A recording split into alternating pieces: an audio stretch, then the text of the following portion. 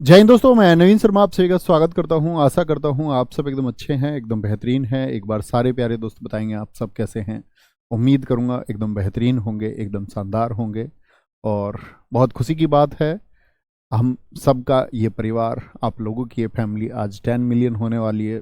अपने बड़े आप में दोस्त एक माइलस्टोन है कि एजुकेशनल चैनल जब 10 मिलियन पहुंचता है तो अपने आप में आप एक सोचिए कि कीर्तिमान है, जो आप सब लोगों के प्यार की वजह से संभव हो पाया। आप सब लोगों ने, आपसे पहले जो छात्र रहे उन्होंने मेहनत की, सिलेक्शन लिए तो फिर आपका सोसाइटी में बात गई कि इस चैनल के माध्यम से एक सिलेक्शन तय होते हैं। तो जब जब आप लोग मेहनत करते हैं, अपने सिलेक्शन को कन्वर्ट करते हैं, तो हम और आप दोनों मजबूत होते हैं। उम्मीद करूंगा आप भी इसी तरह से मेहनत करके अपने आप को सिलेक्शन में कन्वर्ट करेंगे, अपनी इस मेहनत को सिलेक्शन तक पहुंचाएंगे। और एडवांस में टू मच थैंक यू, बहुत सारा प्यार।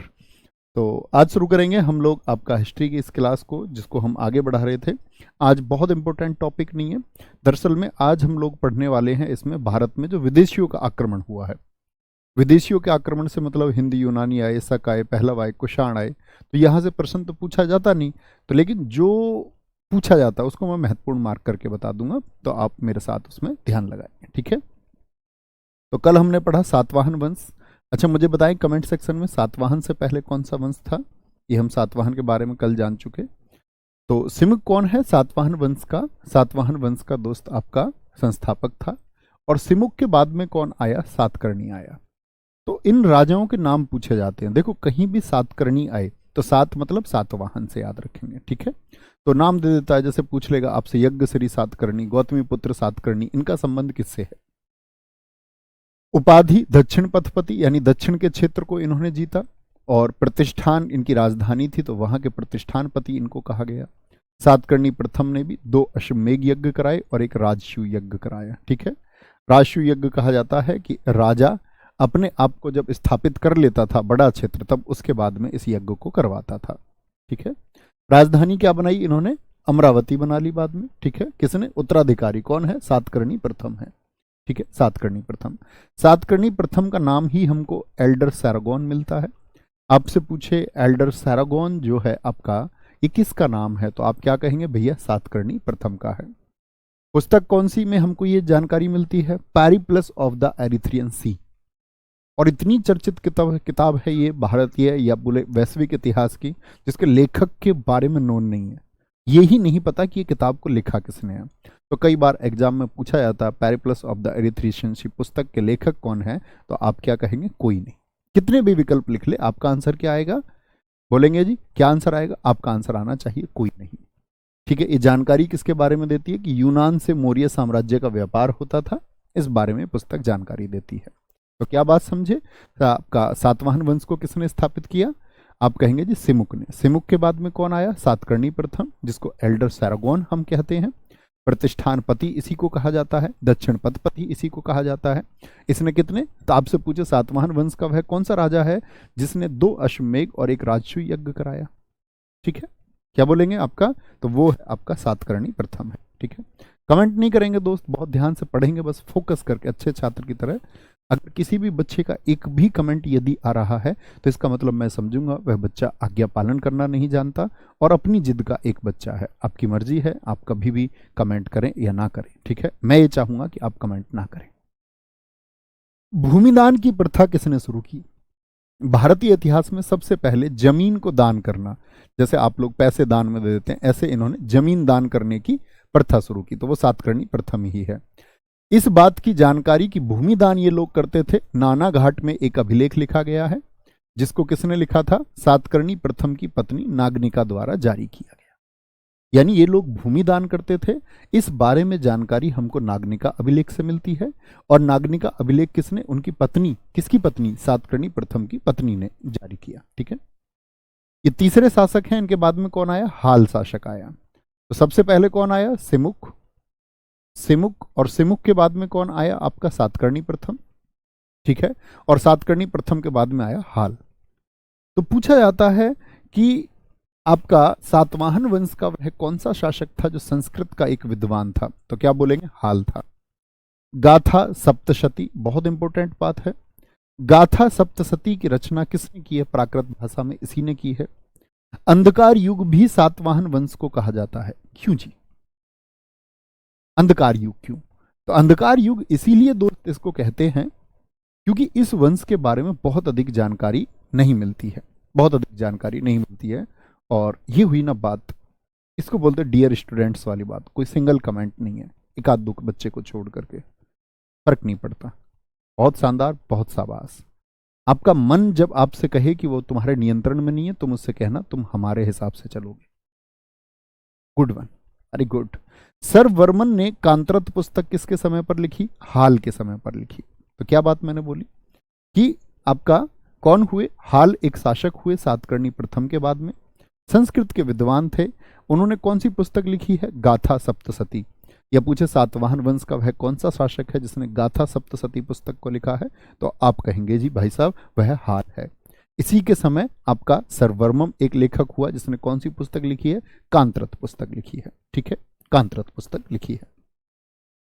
इसमें दो विद्वान रहते थे, किसके समय पर? हाल के पर।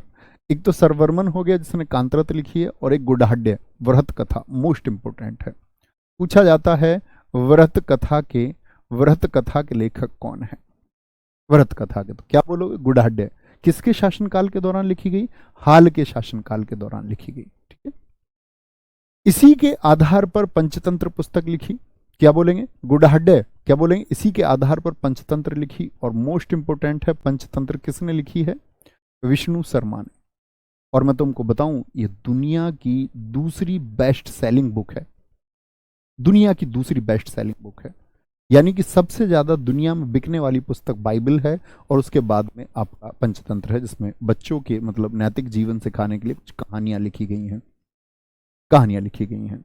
ठीक है, इसके बाद में हाल के बाद में शासक आया गौतमी पुत्र सातकर्णी। क्रम एक बार मन में सोचिए, सिमुक, सिमुक के बाद में सातकर्णी प्रथम, फिर हाल, और हाल के बाद में कौन है मुख्य शासक? गौतमी पुत्र सातकर्णी। अब इनकी माता का नाम है गौतमी बलसरी। तो यहां से इतिहास में एक बात चलती है, इतिहास में एक बात चलती है कि ये तो अपनी माता का नाम लिखते थे। तो कई बार आपका एग्जाम में प्रश्न आता है कि सातवाहन वंश कैसा था, पितृसत्तात्मक या मातृ सत्तात्मक? नाम तो माता का लिखते थे, लेकिन आप लोग ये गलती ना करना कि समाज मातृ सत्तात्मक था, आप गलत हो जाएंगे। समाज यहां पर भी कैसा है? पितृसत्तात्मक समाज ही है, पैट्रियार्की ही यहां पर है। कैसा समाज कहेंगे? पितृसत्तात्मक। तो ये क्या है? 23वां शासक है। आप कहेंगे जी बीच के शासक कहाँ गए? तो इतने 22-23 शासक तो आप भी नहीं पढ़ेंगे। अंधकार युग इसको क्यों कहा गया? क्योंकि इसमें किस किस ने शासन किया उसके बारे में विस्तृत जानकारी नहीं मिलती है, अंधेरे वाला टाइम है, कुछ ज्यादा जानकारियां इसके बारे में प्राप्त नहीं है। किस शासक को सातवाहन वंश जो कमजोर पड़ रहा था, सातवाहन वंश का पुनर्संस्थापक कहा जाता है? तो गौतमी पुत्र सातकर्णी। बहुत ध्यान से प्रश्न पढ़ना, संस्थापक पूछे तो सिमुक, और पुनर्संस्थापक, पुनर्संस्थापक का मतलब क्या है? शासन कमजोर हुआ, राज्य कमजोर हुआ, उसको फिर से मजबूत किया, उसको फिर से मजबूत किया। उपाधि इसकी अद्वितीय ब्राह्मण है, बहुत पूछी जाती है, एका ब्राह्मण, और कहते हैं त्रिसमुद्रपति। त्रिसमुद्रपति का क्या मतलब है? कि इसने इस सारे क्षेत्र को जीत लिया था। इधर आपका क्या है? अरब सागर है, इधर बंगाल की खाड़ी है, इधर हिंद महासागर है।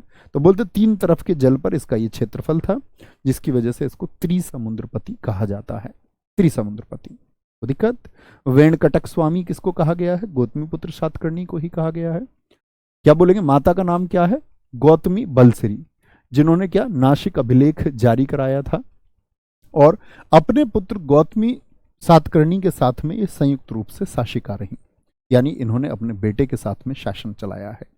तो आपसे पूछेगा अगर कि वह कौन महिला है भारतीय इतिहास की जो सातवाहन वंश में शासिका भी रही? सातवाहन वंश में शासिका भी रही। भाई साहब मेरा जन्मदिन आज नहीं है, रिक्वेस्टिंग टू यू आज नहीं है, 24 को जन्मदिन है, ठीक है? तब बोलेंगे हैप्पी बर्थडे। अभी यहाँ देखो, तो माता को सम्मान देते थे, वेरी गुड, बहुत शानदार। समाज कैसा है? पितृसत्तात्मक है। इसने शक शासक नहपान को हराया। किसने हराया जी? क्या बोलोगे? गौतमी पुत्र सातकर्णी ने, जीपीएस है ये, गौतमी पुत्र सातकर्णी। इसने शक कौन है? अभी मैं आपको बताऊंगा। भारत में आने वाले विदेशी हैं, जैसे सबसे पहले आएंगे भारत में इंडो ग्रीक, आईजी साहब पी के आएंगे। क्या बोलोगे? पहले इंडो ग्रीक हिंदी यूनानी आएंगे, फिर शक आएंगे, शक ये विदेशी लोग हैं, फिर आपका पहलव आएंगे, कौन आएंगे, पहलव आएंगे, और फिर आएंगे आपका कुषाण, क्या बोलोगे, फिर आपका कुषाण आएंगे। ठीक है, तो क्या बोलेंगे, ये हिंद यूनानी हो गए आपका, हिंद यूनानी, हिंद यूनानी। ठीक है, फिर शक, फिर पहलव, फिर कुषाण। तो आईजी साहब पीके, तो इसने शक शासक किसको हराया, नहपान को हराया। और इसके बारे में हमको जोगाल सराम्बी जो नासिक से मिला, मृदभांड, मृदभांड बोलते मिट्टी के बर्तन, मिट्टी के बर्तनों पर ऐसा उल्लेख मिला है। और वहां से 13,250 जो सिक्के मिले, उन पर एक तरफ नहपान का चित्र और एक तरफ गौतमीपुत्र सातकर्णी का चित्र मिला है, उन कॉइन पर, सिक्के पर। ठीक है, दिक्कत कोई परेशानी, आगे आए, बोलेंगे भाई बहुत बढ़िया, बहुत शानदार। बोलेंगे सर क्लास को आज बाई किए हैं, कहाँ से पढ़े दोस्त, क्लास 1 से पढ़िए, पहली क्लास जहाँ पर हुई है क्लास 1 से पढ़ना है। जो लोग बीच में बैच को खरीदते हैं क्लास 1 से पढ़ना है, मैं हर रोज बताता हूँ। गौतमी पुत्र सातकर्णी के बाद में कौन आया, वशिष्ठी पुत्र सातकर्णी, जिसको हम वशिष्ठी पुत्र पुलवामी भी कहते हैं। बहुत पूछा जाता है कि वशिष्ठी पुत्र पुलवामी किस वंश के शासक थे, तो क्या आंसर आएगा भैया, सातवाहन वंश के। ठीक है, लेकिन इसको रुद्रदामन ने हरा दिया, तो रुद्रदामन से पराजित हुआ है। हम लोग गलती कर देते हैं कि रुद्रदामन को हराया, रुद्रदामन से पराजित हुआ। और रुद्रदामन भी कौन है, ये शक शासक है। लेकिन यहां पर जो वशिष्ठी पुत्र सातकर्णी है उसने चालाकी की, और वशिष्ठी पुत्र सातकर्णी ने अपने पुत्र का, देखो हारे हुए ने, वशिष्ठी पुत्र सातकर्णी का पुत्र था शिवश्री, और शिवश्री की शादी करा ली किससे, रुद्रदामन की बेटी से। यानी हार कर भी जो विजेता है उसको अपने रिश्तेदार बना लिया, उसको अपना रिश्तेदार बना लिया। और इसके बाद में आया यज्ञश्री सातकर्णी। यज्ञश्री सातकर्णी कौन है, जिसने जलियान के चित्र वाले सिक्के जारी कराए। बात को समझे, तो सातकर्णी वंश में हमने सिमुक के बारे में जाना कि वह संस्थापक है, प्रतिष्ठान उसकी राजधानी थी। फिर कौन आया दोस्त आपका, एक बार फिर से देख लेते हैं। फिर कौन आया आपका, सातकर्णी प्रथम आया। सातकर्णी प्रथम को दक्षिण पथपति या प्रतिष्ठानपति कहते हैं। 2 अश्वमेघ यज्ञ और 1 राजसूय यज्ञ कराया। राजधानी कौन है जिसने सातवाहन वंश में प्रतिष्ठान से बदल के अमरावती कर दी, तो अमरावती किसने की है, सातकर्णी प्रथम ने की है। इसके बारे में जानकारी कहां से मिलती है, पेरिप्लस ऑफ द एरिथ्रियन सी से, जहां इसका नाम क्या वर्णित है, एल्डर सैरागॉन। इसके बाद में सातकर्णी प्रथम भूमिदान के लिए जाना जाता है। इसकी पत्नी नागनिका एक अभिलेख जारी करती है। हाल संस्कृत का विद्वान इसके बाद में शासक हुआ। उसके दरबार में 2 प्रमुख लोग हैं, क्या बोलोगे, एक सर्ववर्मम जिसने आपका कांत्रत को लिखा, और एक गुडाढ्य है जिसने किसको लिखा है, व्रत कथा को। और गुडाढ्य की पुस्तक का आधार कौन सी पुस्तक बनी, आप कहेंगे जी भैया विष्णु शर्मा की पंचतंत्र बनी। गौतमी पुत्र सातकर्णी, माता का नाम क्या है, गौतमी बलश्री, क्योंकि ये इनके साथ संयुक्त रूप से शासिका रही, इसीलिए माँ का नाम याद रखना जरूरी है। आदित्य ब्राह्मण, एका ब्राह्मण बोले, वेंकटक स्वामी बोले, या आपका त्रिसमुद्रपति बोले, तो ये कौन है, ये गौतमी पुत्र सातकर्णी है। इसके बाद में क्या बोलेंगे, समाज के बारे में हमने बताया। और फिर वशिष्ठी पुत्र सातकर्णी जीता कि हारा, आप कहेंगे यह हार गया, हार गया। और हार गया तो क्या बोलेंगे, रुद्रदामन से पराजित हुआ। ठीक है, क्या बोलेंगे, आपका रुद्रदामन से पराजित हुआ। और लेकिन इसने क्या कर लिया, विवाह संबंध स्थापित कर लिए। यज्ञश्री सातकर्णी, इसने जलियान के चित्र वाले सिक्के चढ़ाए। दोस्त मैं फिर से उम्मीद करूंगा आप लोगों से, जो 1-2 बच्चे ये एक्टिव हैं, आप अपना नुकसान कर रहे हैं और कुछ नहीं, शांत बैठिए और पढ़िए प्लीज, बाकी बच्चों की तरह। आगे चलेंगे। अगर मैं आपसे पूछूं सातवाहन वंश का अंतिम शासक कौन हुआ, तो विजय हुआ। ठीक है, और सातवाहनों ने क्या चलाए हैं, शीशे के सिक्के, यानी जो कांच वाले सिक्के इन्होंने ही चलाए। ठीक है, और पोटीन और तांबे के सिक्के भी इन्होंने चलाए। ये वजन उस समय पर होता था 500 ग्रेन। ठीक है, 500 ग्रेन, समझ गए। जैसे कि हम आज के 5 रुपए का सिक्का आपने देखा होगा, 2 रुपए का, 1 रुपए का, तो हम उस सिक्के का वेट कर सकते हैं या नहीं कर सकते, तो आप कहेंगे हाँ जी हम भैया वेट कर सकते हैं। हम उसको वेट का मतलब उसका वजन हम माप सकते हैं। तो इस समय पर जो यूनिट रही वह रही 500 ग्राम। कितनी, 500 ग्राम, अब 500 ग्रेन, सॉरी ग्राम नहीं, 500 ग्रेन यूनिट रही। ठीक है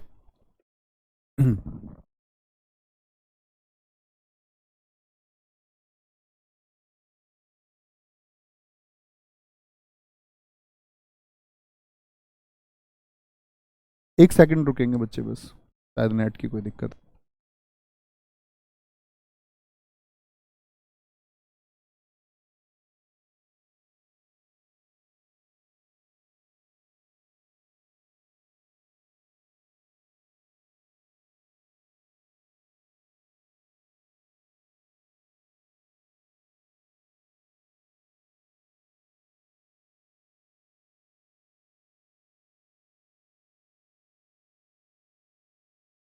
दिक्कत अब ठीक है? एक बार बताएंगे सारे दोस्त थम्स अप करके कि आप लोग कनेक्ट हो चुके हैं,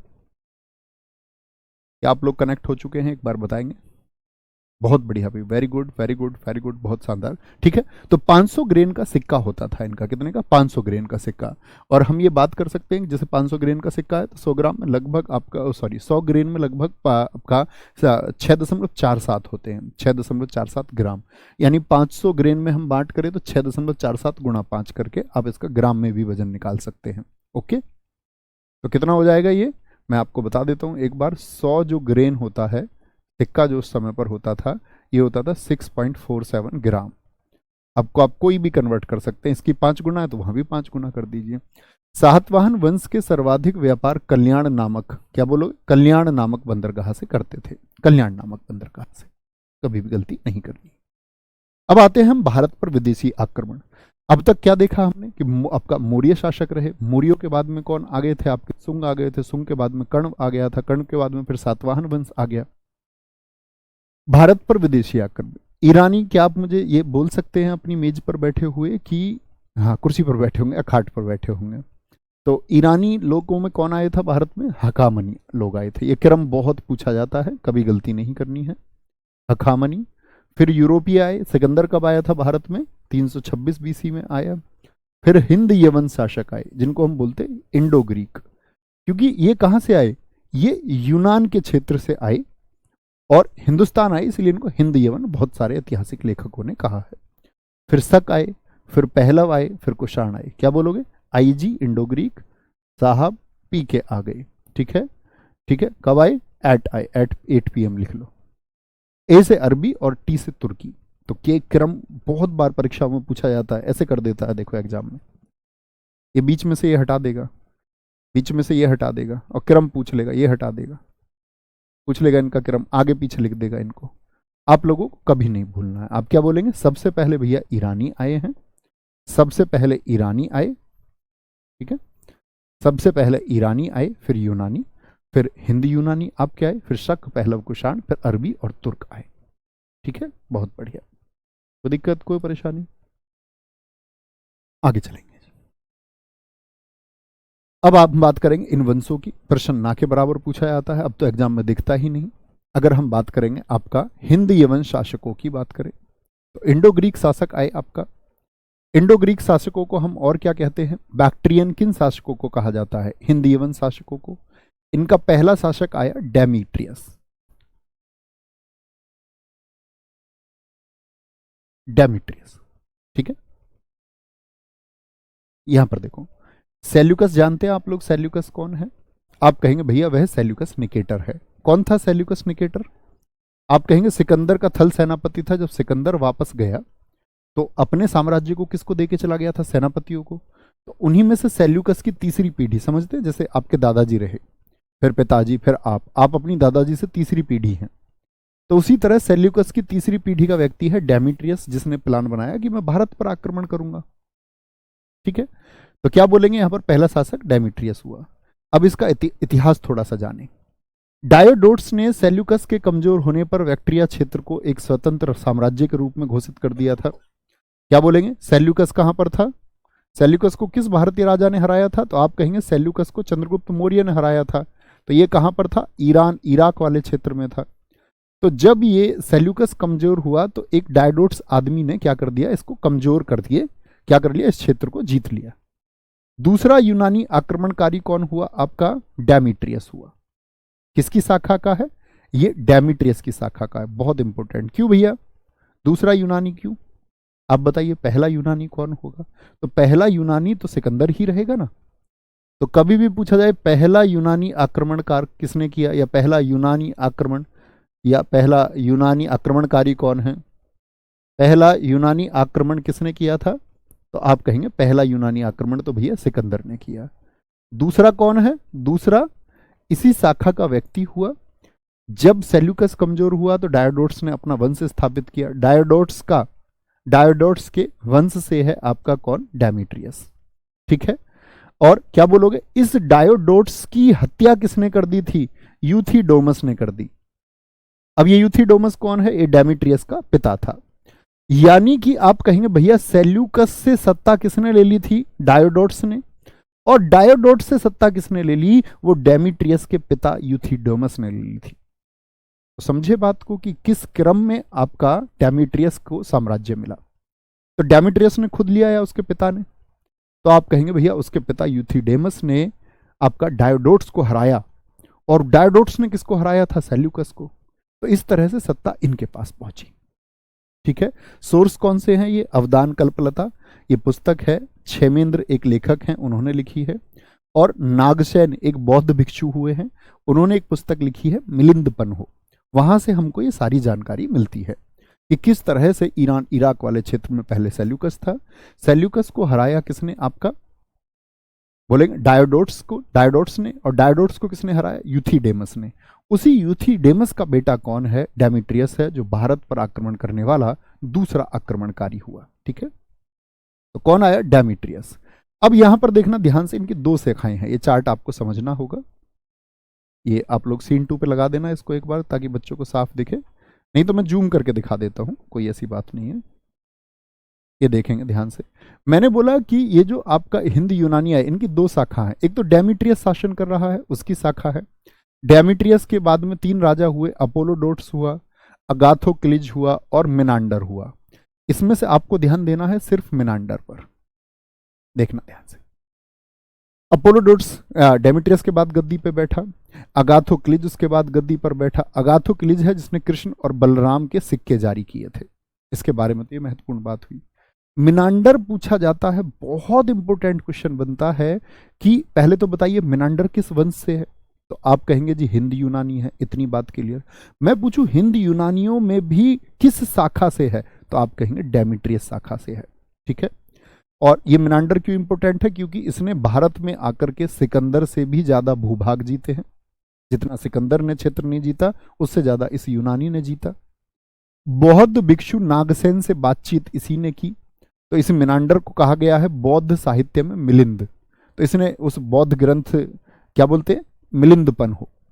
तो मिलिंद पन्हो से मतलब क्या है? मिलिंद के प्रश्न। इसने बौद्ध भिक्षु नागसेन से जीवन के बारे में जो कुछ भी प्रश्न पूछे, तो नागसेन ने उनका जवाब दिया। नागसेन एक बौद्ध भिक्षु है। और मिलिंद कौन है? हिंद यूनानी शासक है। मिलिंद का ही नाम क्या है? मिनांडर है। तो मिलिंद पन्हो बौद्ध ग्रंथ, जिसको मिलिंद के प्रश्न कहा गया है। और उपाधि की बात करें हम, इनकी उपाधि का नाम, उपाधि क्या है? हमीकश। और सोटर किसको कहा जाता है? मिनांडर को कहा जाता है। सोने के सिक्के जारी कराने वाला प्रथम शासक कौन है? वह मिनांडर है। यहां से बहुत इंपॉर्टेंट क्वेश्चन बनता है। प्रश्न क्या पूछा जाता है? एक तो पूछेगा भारत में सोने के सिक्के जारी कराने वाला पहला वंश कौन सा है?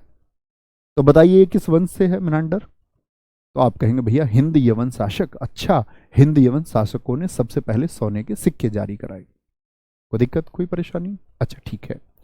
मैं पूछूं वंश नहीं देके, मैं नाम पूछूं आपसे, तो आप कहेंगे जी मिनांडर वो व्यक्ति है जिसने सोने के सिक्के जारी कराए। शुद्ध सोने के सिक्के इसके बाद में कनिष्क चलवाएगा। कनिष्क एक यूक्रेटाइड शाखा है, यहां पर देखेंगे ध्यान से। कौन सी शाखा है?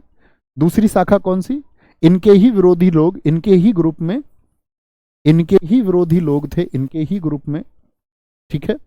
तो क्या बोलोगे? आपका वो दूसरी शाखा है इनकी यूक्रेटाइड शाखा। ठीक है। यूक्रेटाइड शाखा में हुआ था एंटियालकीड्स। और एंटियालकीड्स के बारे में जानने की बात यह है कि इसने सुंग वंश के एक शासक हुए थे भागवत, और उनके दरबार में इसने हेलियोडोरस को भेजा था। हेलियोडोरस को, वो आया मध्य प्रदेश में। मध्य प्रदेश में एक जगह है आपकी जिसको हम खाम बाबा कहते हैं। आप जानते खाम बाबा क्यों प्रसिद्ध है? क्योंकि वहां पर हेलियोडोरस ने अपना स्तंभ बनाया आकर के एक। तो पूछा जाता है हेलियोडोरस का स्तंभ कहाँ है? मध्य प्रदेश में स्थित है खाम बाबा। तो ये इनकी दो शाखाएं हैं। बात समझ में आई? तो एक शाखा के बारे में तो एंटियालकीड्स को याद रखना है आप लोगों को, और एक शाखा में किसका योगदान, आपको मिनांडर को याद रखना है, क्योंकि ये दोनों ही महान शासक हुए। राजधानी कहां पर बनाई है?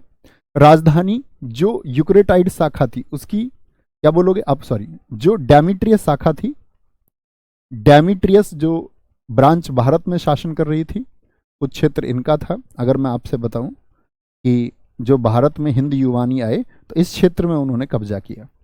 तो एक राजधानी तो बनाई उन्होंने, सॉरी, एक राजधानी तो उन्होंने बनाई जो डेमिट्रियस शाखा है, सियालकोट। सियालकोट आज पाकिस्तान में स्थित है। और एक ने बनाई है तक्षशिला। तक्षशिला किसकी है? यूक्रेटाइड शाखा की है, यूक्रेटाइड शाखा की, ठीक है। अंतिम शासक कौन रहा है? हिंद यवन इंडो ग्रीक अंतिम शासक कौन रहा? तो क्या बोलोगे? वह रहा है जी हर्मियस। और हर्मियस को किसने हराया? कुजुल कुडफिसेस ने। अब मुझे आप बताइए, अब कमेंट करेंगे आप लोग कि इंडो ग्रीक शासकों के बाद में कौन सा वंश आया? इंडो ग्रीक के बाद में कौन सा वंश आया? हाँ जी,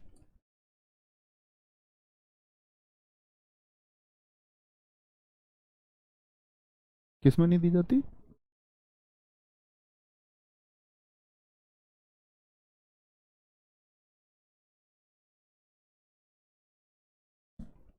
कुछ और अच्छा देख लो। क्या बोलेगी? इसे कुजुल कुडफिसेस ने हराया, सॉरी। बहुत बढ़िया, वेरी गुड। बहुत सारे बच्चों ने लिखा है जी हाँ, खाम बाबा, जिसको हेलियोडोरस स्तंभ कहते हैं, उसको गरुड़ स्तंभ भी कहते हैं। हेलियोडोरस स्तंभ का नाम ही गरुड़ स्तंभ है, खाम बाबा भी उसी को कहते हैं। वेरी गुड, बहुत शानदार, मध्य प्रदेश में स्थित है।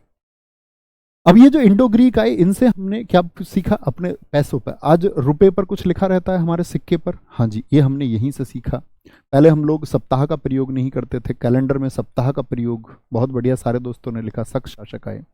12 राशि होती हैं हम सबके जन्म से, जैसे मैं बताऊं मेरी राशि वृश्चिक है, हम सबकी एक राशि होती है, 12 राशियां। चंद्रमा की 12 कलाएं होती है ना, ज्योग्राफी में आप पढ़ते होंगे, तो चंद्रमा 12-12 राशियों में प्रवेश करता है, ठीक है। क्या बोलेंगे? पर्दा प्रथा यवनिका, यहां से हमको कुछ पल में दिखने को मिलती है कि ये लोग प्रयोग करते थे। अब इन लोगों में इसका चलन क्यों था हिंद यवन शासकों में? तो वह भी आक्रमण की वजह से था। भारत में जिसका चलन कब मिलेगा आपको? औरंगजेब के समय बहुत अधिक चलन भारत में बढ़ जाएगा पर्दा प्रथा का। तो वो क्योंकि औरंगजेब आक्रमण करके सुंदर स्त्रियों का अपहरण आदि होंगे, उस समय पर भी विदेशी आक्रमण में ये चीजें होंगी। तैमूर लंग के दौरान ये चीजें हुई जब उसने 1398 में भारत पर आक्रमण किया।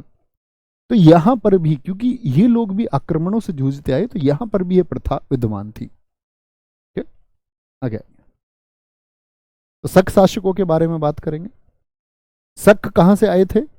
हिंद यवन तो मैंने बता दिया यूनान से आए थे। शक आए थे मध्य एशिया से। आप कहेंगे भैया ये मध्य एशिया किधर है? तो भारत से ऊपर जो क्षेत्र है, ईरान, इराक, अफगानिस्तान, इसको हम बोलते मिड एशिया।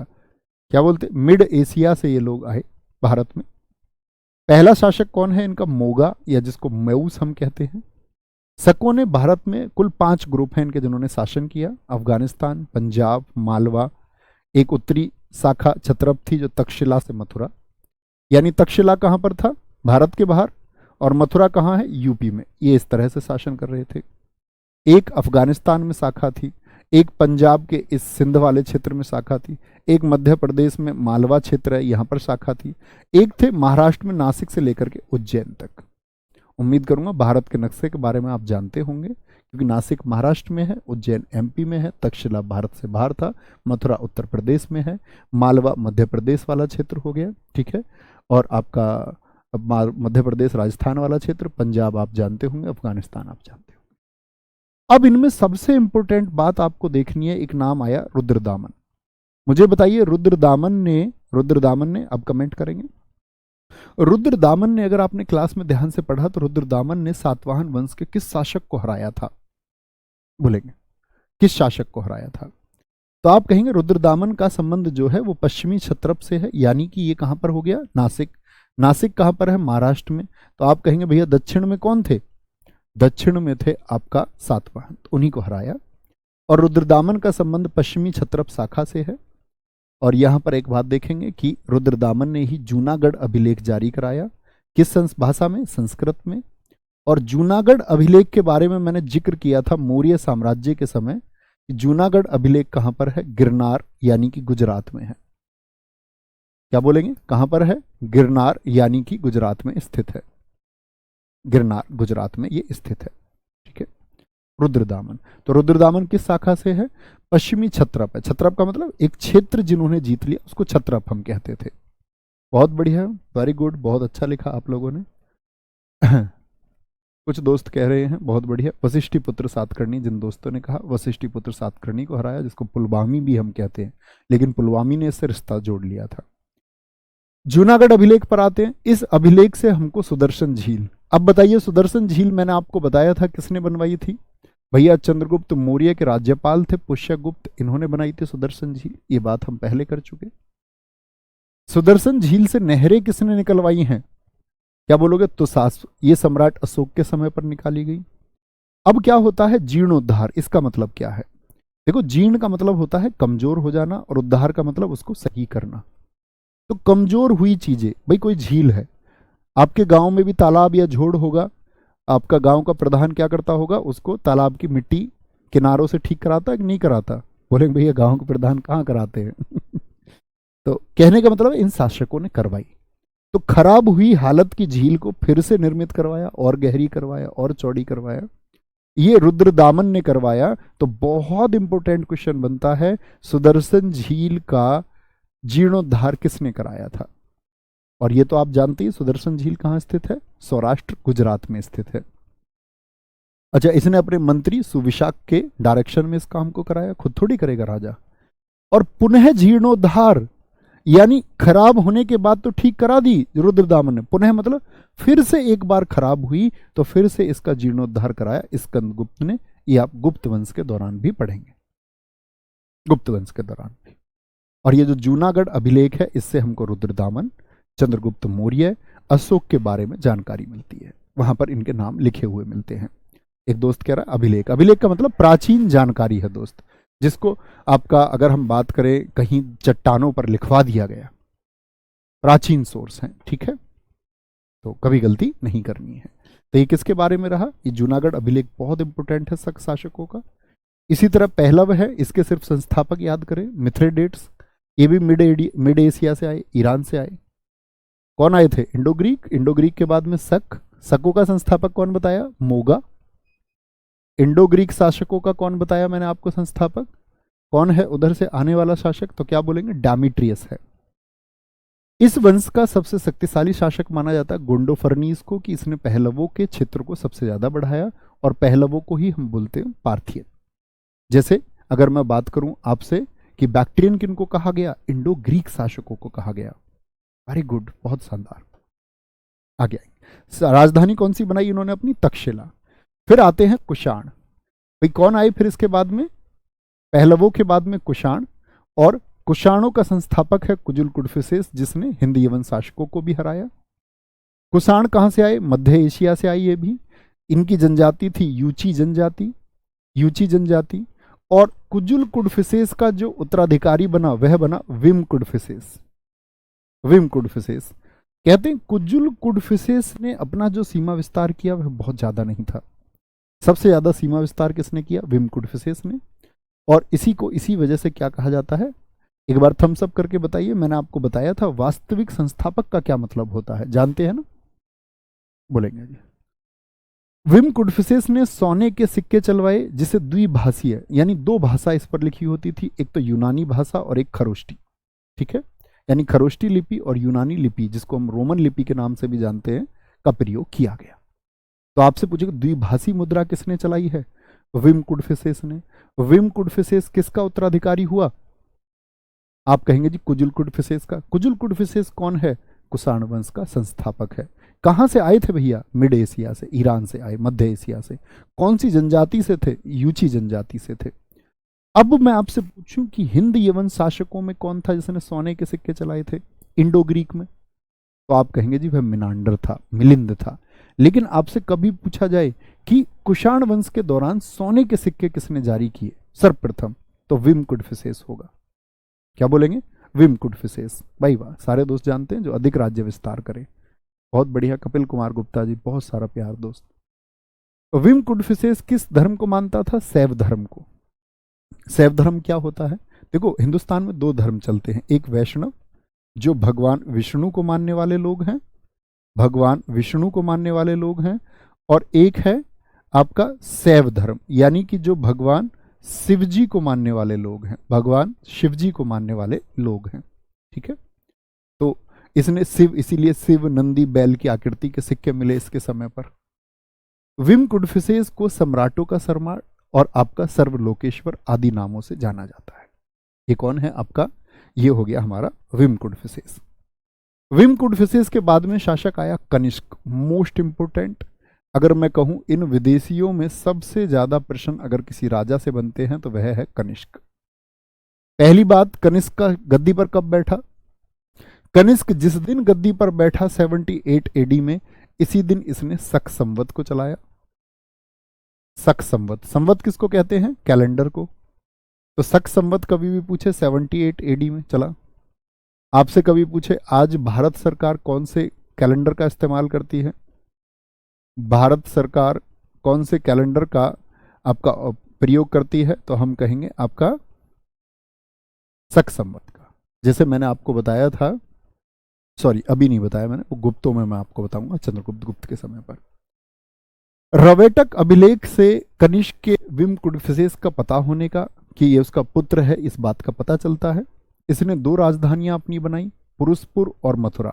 यूपिटर पैट ने पूछा था कि कनिष्क की दो राजधानियां कौन कौन सी थी। पुरुषपुर कौन सा है? तो पुरुषपुर है आपका, जिसको आज आप पेशावर के नाम से जानते हैं, पेशावर बोले तो पाकिस्तान। और मथुरा कहां पर है? उत्तर प्रदेश में। क्योंकि इसका साम्राज्य बड़ा हुआ तो इसने राजधानी भी दो बना ली।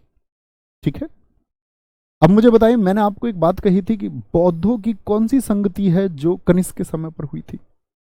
याद है? पहली अजातशत्रु, दूसरी कालाशोक, तीसरी अशोक और चौथी कनिष्क के समय पर हुई। कनिष्क गद्दी पर बैठने से पूर्व तक्षशिला का गवर्नर था। ठीक है, कहां का? तक्षशिला का राज्यपाल था। कनिष्क के शासनकाल में बौद्ध धर्म की चौथी संगति है, मैं आपको बता चुका। चौथी बौद्ध संगति में ही क्या बच गया था? बौद्ध धर्म, हीनयान और महायान में, ये बात मैं आपको बता चुका। इसको द्वितीय अशोक भी कहते हैं। द्वितीय अशोक क्यों कहते हैं इसको? क्योंकि जिस प्रकार से अशोक ने बौद्ध धर्म के विस्तार के लिए काम किया, ऐसा ही काम कनिष्क का भी देखने को मिलता है। गांधार कला, ये मूर्ति निर्माण की कला है। मथुरा कला का विकास हुआ। जैसे गांधार कला में आप महात्मा बुद्ध की मूर्ति देखिए। महात्मा बुद्ध की मूर्ति आपने कितने तरह की देखी है?